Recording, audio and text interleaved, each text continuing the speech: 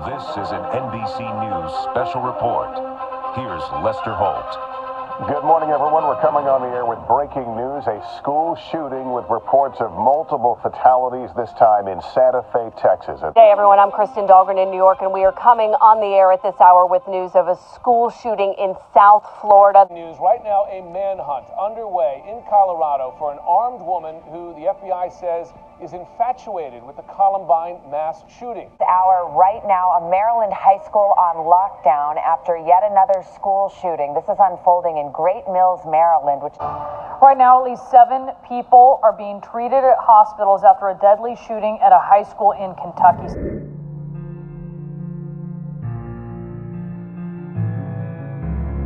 Online comments now suggest the social media threat police say was made by a 14-year-old girl over the weekend may have been in retaliation for bullying. I shot and I begged him for 10 minutes not to shoot me.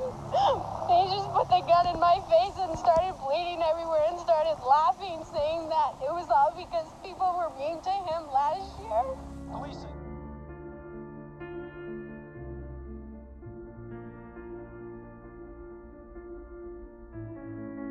County's jail. He claims he's been treated for his mental health before, but wanted more serious attention paid to his problems now, saying taking lives wasn't part of his plan. According to certain studies, in regards to bullying, 87% of school shooting perpetrators left behind evidence that they were victims of severe bullying. And reports suggested that up to 60% of perpetrators of mass shootings in the U.S. since 1970 displayed symptoms including acute paranoia, delusions, and depression before committing their crimes. In light of these facts and of recent events throughout the year and in the past week, mental health that leads to school shootings is a critical issue that needs to be addressed. While our counselors do a great job, by giving the students a voice, it will hopefully help the counselors gain a better understanding of the needs of the student body. We hope that an anonymous culture survey will allow students to give their opinion on how counseling deals with issues and produce much-needed data for the counseling department.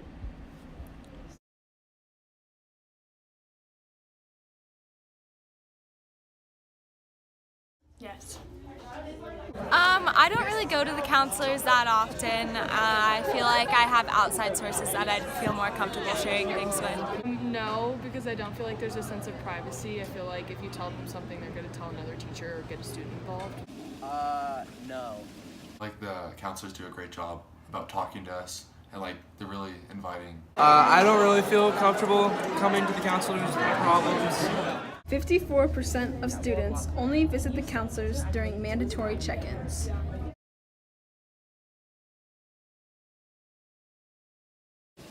Yeah. Yeah, I think that feedback would be good. That would probably be a good idea. Yeah, I think that would be super nice and helpful.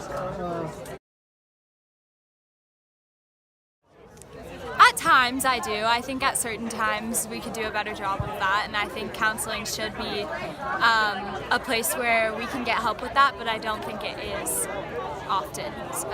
Yeah, I think the Regis community is welcoming.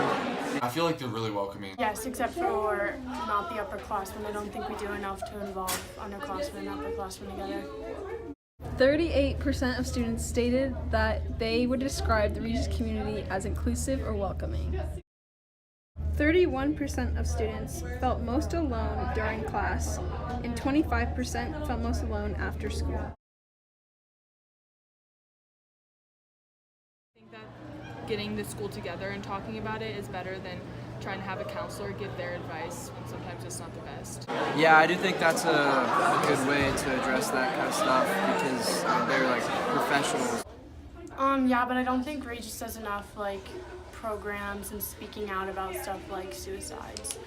Yeah, I think they can help a lot. Can be, but I think in order to do that and actually solve the problem, we would have to have more effective counseling.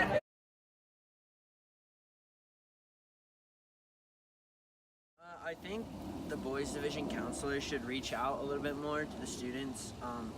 I know they only check up on us maybe like once or twice a year, and I feel like, you know, in high school you're really emotional and a lot of stuff.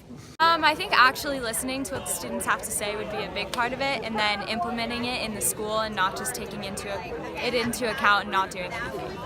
I would just think like when a student comes for advice versus when they ask you to get involved, like a lot of students don't necessarily want like everybody else to know what's going on, but more just want their advice, and I don't think they really know the difference. The counseling office is kind of sheltered. Like there's only a handful of people that go like regularly. I think if they outreached people more often, it'd be helpful. Maybe like schedule more appointments with their students. Maybe just try to reach out more. I mean, I feel like there's probably kids that have issues that are too scared to come forward on their own. 70% of students reported that counselors only reach out during the mandatory check-ins.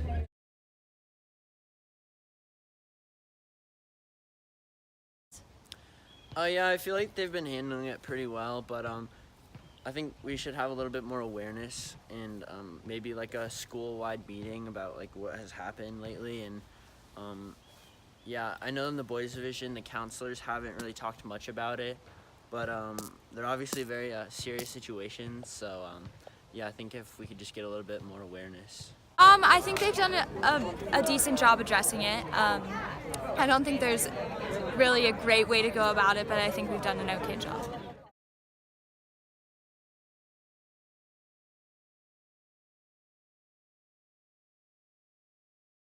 So I would say it's a mix. Sometimes I'll send a pass to just check on a person, like, oh gosh, I haven't seen this person in a while and I want to make sure they're doing okay. And then we'll have a conversation, and what will come out of that is something that they're really struggling with.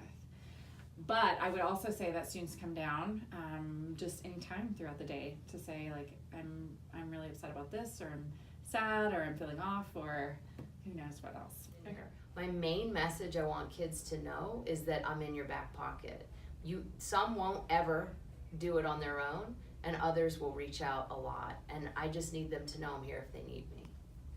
Not to say that counselors are everything, but it's that point of connection and teaching kids how to handle their emotions the right way, you know, instead of turning to violence, either harm to others or harm to self, right? There's a lot of different ways for it to surface, so we have to pay attention to all the signs. And again, that's why we need that team approach. Like, I need to be able to talk to other coaches, I need to be able to talk to teachers, to admin, to the nurse, to anybody that is walking down the hall and working with kids. Like, we all need to do our part. And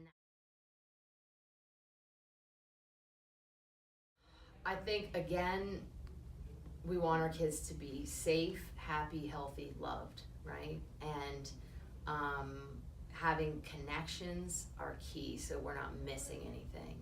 And like you guys were saying, that maybe the school shootings or school violence is on the rise because there's kids getting bullied or kids feeling alone. So we want to try to get ahead of that as much as possible.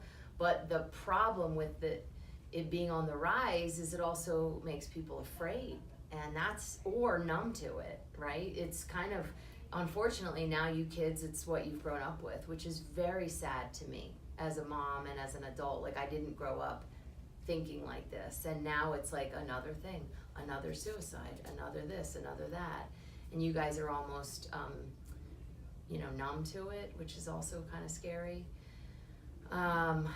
I think in general, like as a society, we need to be better at addressing mental health. Strengths is that we are advocates for our students, so we really want to hear what the student has to say and make sure they're heard, make sure that they feel valued and that what they're saying matters. It does matter. And then we really like to help them advocate for themselves and also be that advocate for them. So sometimes students aren't able to get all the words together, or they feel overwhelmed, and we can sometimes negotiate or bridge that with the teachers, or if there's a parent involved, or if there's another student involved, we can kind of help with that.